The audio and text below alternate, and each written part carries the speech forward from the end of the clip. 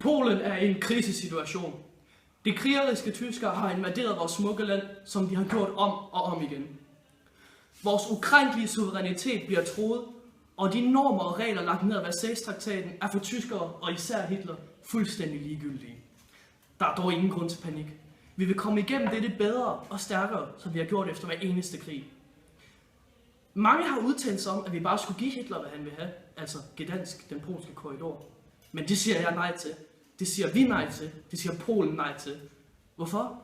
Fordi hvis vi først giver dem Gdansk nu, hvad vil de så have om et år? Om en måned? Om en uge? Om en dag? Den infernalske tyske kampmaskine kan ikke stå med hjælp af diplomati. Tyskland er et antirepublikansk og imod frihed. Polens og dens allierede har været den største supermagt i Europa. Vi ved, hvad magt gør. Hitler tror, han kan bekæmpe hele verden. Men hele verden giver ikke bare op. Derfor skal vi ikke give det mindste stykke land op. Ikke nu og ikke senere. Aldrig vil vi undertrykkes af tyskerne igen. Aldrig vil vi undertrykke af russerne igen. Polen er for polakker, og det vil aldrig ændres. Derfor har vi på vores side både Storbritannien, Frankrig og dens tilhørende kolonier.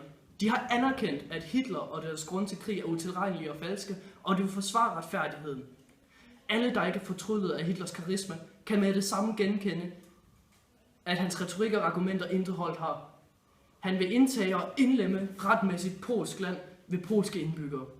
Så når Hitler og hans fascistiske tropper ankommer, så vil vi ikke overgive os. Vi vil ikke lade os trumle ned som Østrig og Tjekkoslovakiet. Fordi Polen har oplevet overgreb og undertrykt for mange parter, og vi har overlevet dem alle sammen, og vi har overlevet disse også.